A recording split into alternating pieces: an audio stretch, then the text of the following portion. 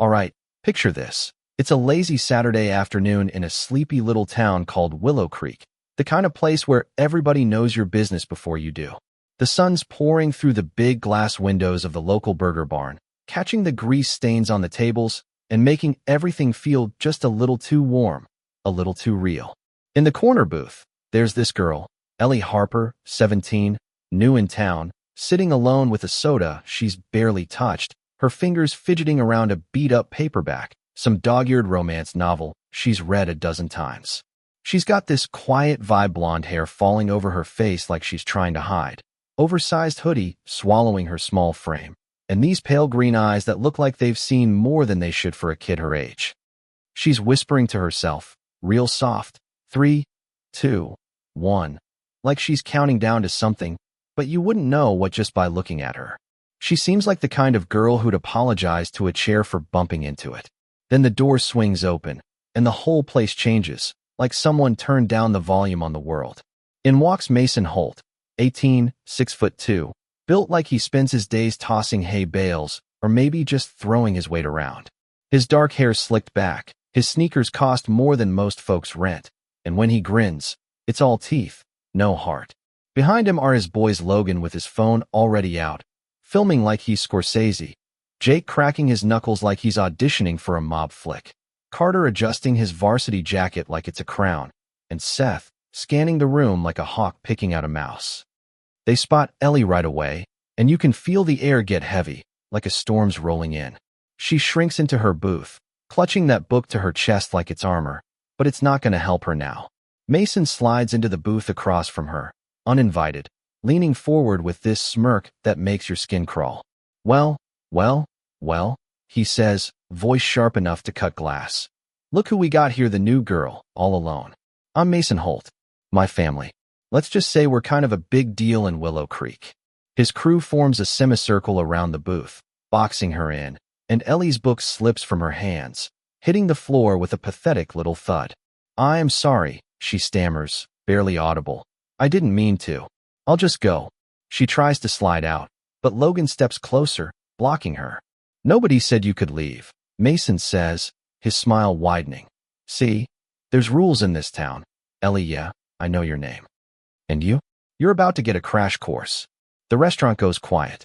A mom hustles her kids out the door.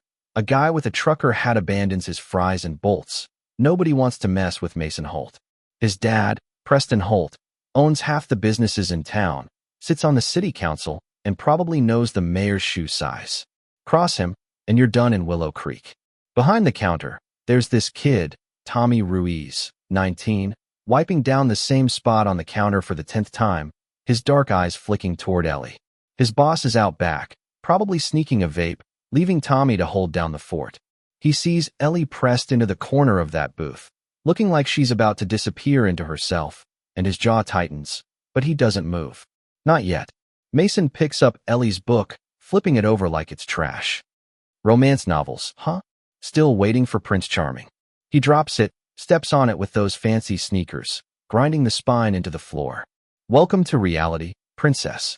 Ellie's eyes well up, and she whispers, please, that was my mom's book. She's gone. It's all I have left. It's a lie, and she sells it so well you'd swear it's true. Her mom's alive, somewhere in Ohio with a new family, decided Ellie was too much trouble years ago. But Ellie's learned how to play the part, the fragile new girl, the perfect target. She's been doing it for years, moving from town to town with her dad, a cop who works too many hours. She knows how to make people underestimate her, how to make them think she's nothing to worry about. And Mason? He's eating it up. Oh, that's so sad. He mocks, twisting his heel into the book. Poor little Ellie, all alone. His boys laugh, Logan's phone catching every second, streaming it live to their little circle of followers. Seth steps closer, his shadow falling over her. Maybe we should show her what happens to girls with no one to watch their back, he says, and the way he says it makes a couple of customers shift in their seats, but nobody says a word. Ellie pulls her hoodie tighter, her voice shaking.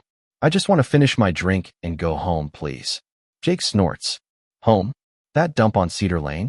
The one with the busted mailbox and the landlord who doesn't care. They know where she lives, of course they do.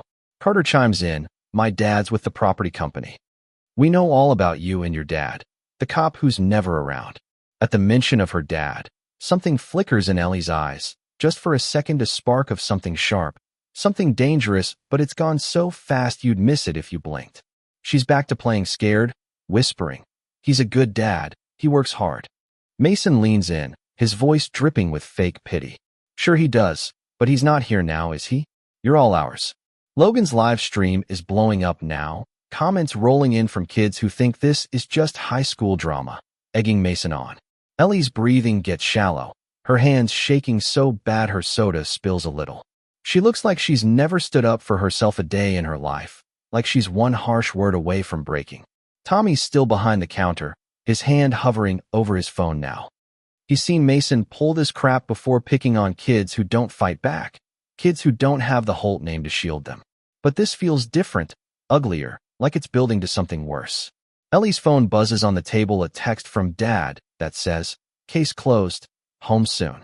Mason snatches it before she can, grinning like he just won the lottery. "Oh look, Daddy's coming home. Should we roll out the red carpet?"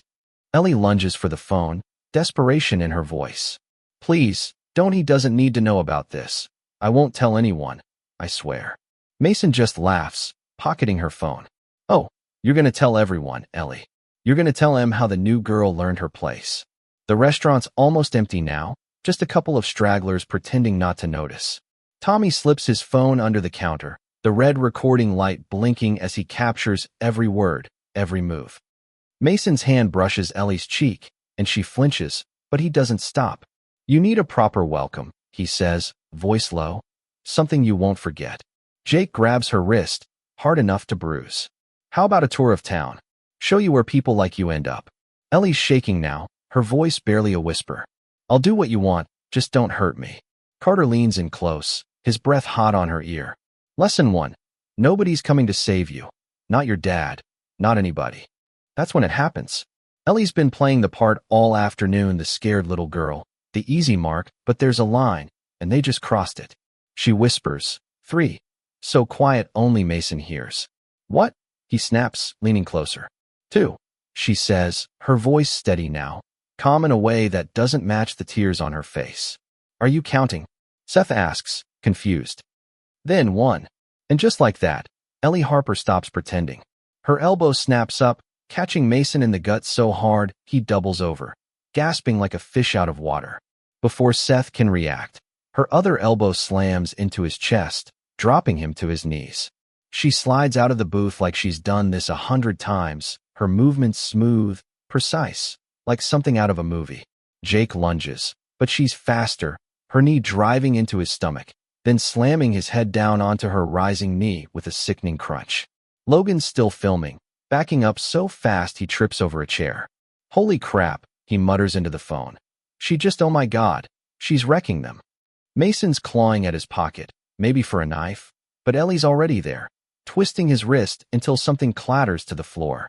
"I said enough," she says, her voice cold, final. The whole thing takes maybe 20 seconds, but it feels like forever. The door chimes, and there's Sheriff Ben Harper, Ellie's dad, stepping inside in his uniform, his eyes taking in the scene like he's seen 100 crime scenes just like it. Ellie smooths her hoodie, casual as you please. "Hey, Dad," she says, like she didn't just take down 4 guys twice her size. "How was work?"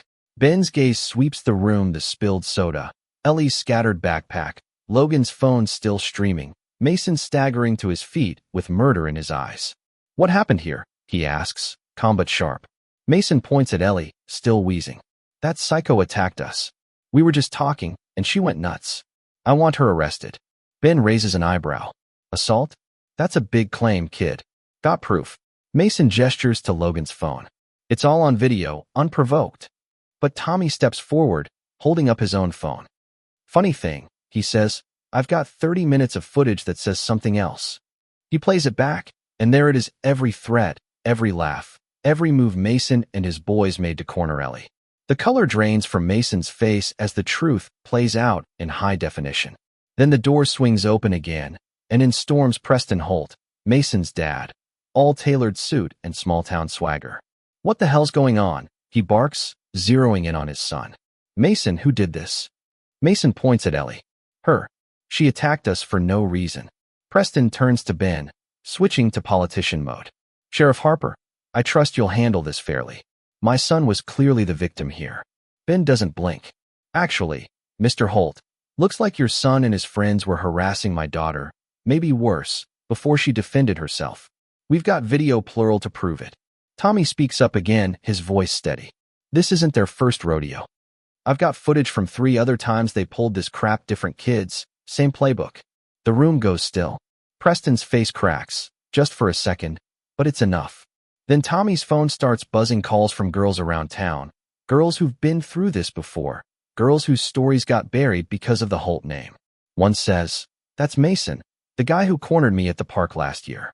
Nobody believed me." Another, "He did the same to me at school. They said I was lying." The calls keep coming, each one a nail in the coffin of the Holt family's reputation. Ben turns to Preston, his voice like ice. Your son's got a history, Mr. Holt, and it's all coming out now. Preston's scrambling, his politician smile gone. There's got to be a way to fix this. Mason's just a kid. He can learn. Ben cuts him off. The time for deals ended when your kid put his hands on my daughter. But I'll give you one shot. He stays away from Ellie, away from those other girls, and gets help. Step out of line again, and it's over. Mason mutters, "This isn't done," as his dad drags him out. But Ellie just looks at him, calm, unflinching, like she's already won. The restaurant clears out, and Ben sits across from Ellie, studying her. "Want to tell me what really happened?" he asks. Ellie meets his eyes, steady. "I defended myself, Dad, like you taught me." He leans closer. "No, I mean, why today? Why'd you stop hiding?"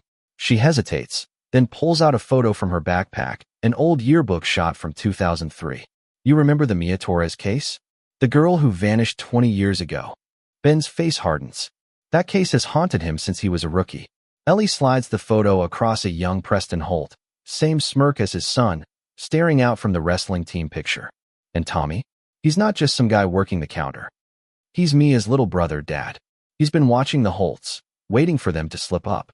Ben's mind races, piecing it together. Tommy's recordings, his quiet intensity, the way he stepped up today. "You think Preston's tied to Mia's case?" he asks. Ellie nods. "What if Mason's not just a bully? What if he learned it from his dad? What if it's bigger than just them?" Ben's quiet for a long moment. "If you're right, Ellie, this is going to get messy. The Holts have this town locked down, friends in high places, people who owe them.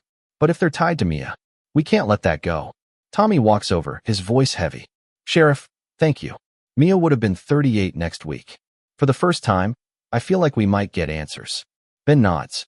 "Keep those videos safe, Tommy. We're going to need him." As they leave, Ellie glances back at the burger barn, the place where she stopped being invisible. "Dad, what if it's not just the Holts? What if there's others, covering this up for years?" Ben pauses at the car door. "Then we find them, Ellie. All of them. They don't see the dark SUV parked across the street, or the guy inside, lowering his phone after a call. Yes, sir, he's saying, the sheriff and his kid are onto it. Tommy Ruiz, too. It's gone viral. Holt couldn't bury it. Understood. Starting cleanup. The SUV pulls away, blending into the evening traffic. But something's been set in motion, something that's been hiding in Willow Creek for 2 decades. So, here's the thing. What would you have done in Ellie's shoes? Would you have played it safe, kept your head down, or fought back like she did? And what about Mason? Is he just a kid who got too cocky? Or is there something darker going on? Drop your thoughts in the comments. Tell me what you think justice looks like here, or if you've ever seen a town like Willow Creek, where one family holds all the cards. Hit that like button if this story got your blood pumping, and subscribe so you don't miss what happens next, because trust me, this is just the start.